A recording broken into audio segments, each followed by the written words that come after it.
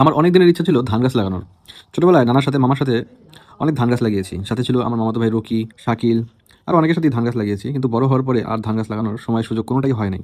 গত বছরও ধান গাছ লাগাতে চাইছিলাম, কিন্তু সময় স্বল্পতা এবং ব্যস্ততার কারণে লাগানো হয়নি।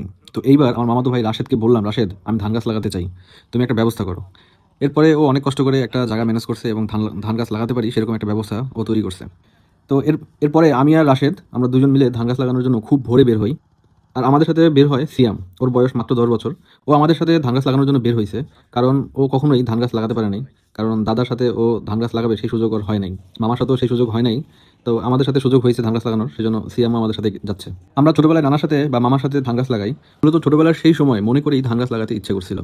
ধান গাছ লাগানো আমার জন্য শুধু একটা কাজ নয়, এটি প্রকৃতির সঙ্গে সংযোগ, মাটির স্পর্শ, সূর্যের আলো, পানির ছিটা সব মিলিয়ে একটা শান্তি দেয়। মাটির কাছে ধানের সারি ঘেঁষে হাঁটার সময় মনটা অদ্ভুতভাবে শান্ত হয়ে যায়।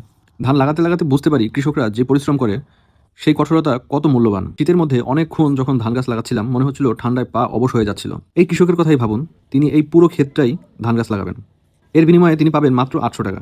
আরও তাজ্জবের বিষয় হচ্ছে এই কৃষক ধান লাগাতে বা এই কৃষিকাজ করতে এসেছেন রাজশাহী থেকে। কৃষিকাজের জন্য লোক কমে যাচ্ছে, তাই দূর দূরান্ত থেকে কৃষকদের আনতে হচ্ছে। ছোটবেলায় ধান গাছ লাগানোর স্মৃতি, রাশেদের সাথে বর্তমানের এই সময়, সঙ্গে সিয়ামের এই সঙ্গ, সব মিলিয়ে খুব ভালো একটা সময় আজকের গিয়েছে আমাদের। ধান লাগানো মানে শুধু একটা কাজ নয়, এটি স্মৃতি, পরিবার, প্রকৃতি, প্রশান্তি এবং আনন্দের একটা অনেক বড় মিলন। প্রকৃতির সঙ্গে, মাটির সঙ্গে, পরিবারের সঙ্গে একটা বড় সংযোগ। সব মিলিয়ে কৃষি জীবনকে কিন্তু আরও সুন্দর করে তোলে। ধান লাগাতে লাগাতে আমরা টায়ার্ড হয়ে যাই। সিয়ামকে যদিও নামতে দিইনি, কারণ সিয়ামের ঠান্ডা ছিল। তো এরপরে আমরা বাজার থেকে পরোটা এবং ডিম ভাজি খেয়ে নিই।